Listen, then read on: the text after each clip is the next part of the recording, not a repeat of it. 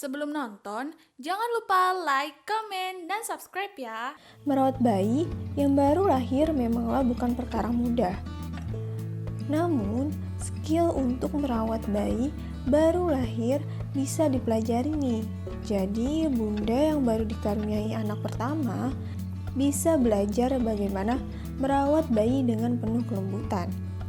Kunci dalam merawat bayi yang baru lahir adalah ketenangan. Jika bunda merawatnya dengan tenang dan teliti, maka dapat memberikan kenyamanan pada si kecil. Ada banyak penyesuaian bagi semua orang di lingkungannya, terutama orang tua. Penyesuaian tersebut bisa berupa bentuk perawatan, baik secara fisik maupun kebutuhan bunda. Kebutuhan tersebut mestinya sudah disiapkan sebelum bayi dilahirkan, sehingga saat kembali pulang ke rumah setelah persalinan di rumah sakit, bayi bisa diurus dengan baik. Perawatan untuk bayi baru lahir setelah persalinan merupakan kewajiban. Yuk intip tips bagaimana cara merawat bayi yang baru lahir. Pertama, perawatan tali pusar. Selama 9 bulan, tali pusar merupakan jalur kehidupan yang menghubungkan bunda dengan bayi, memberikan oksigen dan makanan yang dibutuhkan bayi dalam kandungan. Maka, tali pusar akan putus karena sudah tidak dibutuhkan lagi.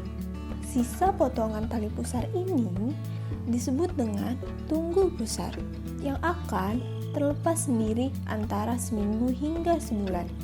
Setelah tali pusar, mungkin pusar bayi akan membutuhkan waktu untuk sembuh. Jika bunda melihat ada sisa darah atau cairan kuning, tenang saja, karena itu normal. Selama merawat tali pusar, pastikan bunda menjaga area tersebut tetap kering dan bersih setiap saat. Jangan pernah mencoba menghilangkan tunggul pusar, biarkan itu putus sendiri. Menyusui menjadi tonggak penting dan menantang yang kadang bisa membuat bunda frustasi. Air susu ibu atau ASI adalah makanan terbaik dan bergizi untuk bayi. Dan menyusui juga baik untuk kesehatan bunda.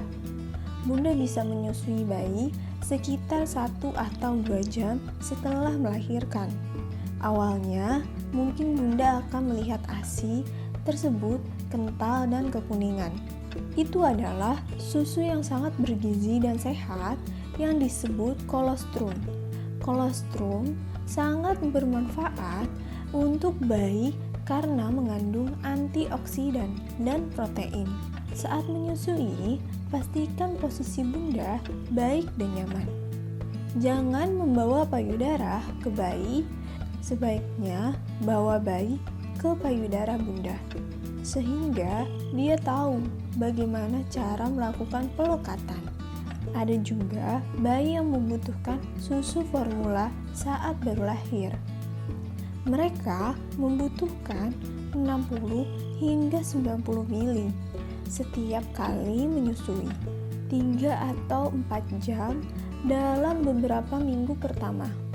Baik menyusu ASI atau formula, bayi yang sudah tidur perlu dibangunkan jika sudah saatnya dia makan. Untuk 2 hingga 4 hari pertama kehidupan, bayi baru lahir harus diberi makan dengan menyusui setiap 2 hingga 3 jam atau sesuai permintaan. Ketiga, nafas pertama bayi. Saat di dalam kandungan, bayi tidak perlu khawatir tentang bernafas. Namun, setelah kelahiran, paru-paru bayi yang sebelumnya dipenuhi cairan. Perubahan mendadak ini pasti akan menyulitkan bayi baru lahir, sehingga nafas pertama bayi biasanya tidak teratur, dangkal, ngos-ngosan, namun tak perlu khawatir. Selama nafas bayi masih stabil, itu tetap normal. Keempat, tes Apgar. Tes Apgar merupakan tes pertama yang akan dilakukan oleh dokter pada anak untuk memastikan bayi normal. Semua itu diuji dan akan diberikan skor yang disebut dengan Apgar Score jika semuanya normal. Tidak ada alasan Bunda untuk khawatir. Skor 7 ke atas dianggap normal. Sedangkan skor 4-6 dianggap relatif rendah. Sedangkan di bawah 3 dinilai sangat rendah. Jika dokter menentukan bahwa skor bayi terlalu rendah, maka kemungkinan perlu mendapatkan perawatan medis. Kelima, menimang bayi. Kebanyakan bayi yang baru lahir memiliki berat badan 2-4 kg. Bayi baru lahir biasanya turun bobotnya selama seminggu pertama pasca melahirkan karena banyak cairan tubuh yang hilang selama waktu itu. Namun, Bunda akan melihat peningkatan berat badan bayi setelah 1 minggu atau lebih. Pertambahan berat badan penting untuk perkembangan fisik dan mental bayi. Jika Bunda merasa bayi tidak naik bobotnya, maka bisa berkonsultasi dengan dokter anak dan sediakan nutrisi yang dibutuhkan bayi untuk berkembang. Keenam, kotoran pertama. Kotoran pertama bayi disebut dengan meconium yang berbeda dengan feses, namun itu normal. Bayi saat di dalam kandungan banyak menelan banyak cairan, sehingga kotoran pertamanya mungkin terlihat berbeda. Biasanya, kotoran bayi menjadi normal dalam waktu 1 atau 2 minggu. Jika Bunda tak melihat meconium setelah lebih dari 24 jam, mungkin karena terjadi penyumbatan usus dan Bunda harus segera berkonsultasi dengan dokter. Ketujuh, kulit dengan kulit. Kontak kulit ke kulit sangat penting untuk bayi Bunda. Sepanjang kehamilan, bayi merasakan nyaman di dalam rahim. Tetapi setelah kelahiran diperlukan kontak kulit dengan kulit antara Bunda dan buah hati. Biarkan bayi tanpa pakaian dan tempelkan pada kulit Bunda. Lalu selimuti diri Bunda dan bayi. Cara ini akan membuat bayi merasa rileks dan membuat bayi terbiasa dengan Bunda. Kedelapan, perawatan mata.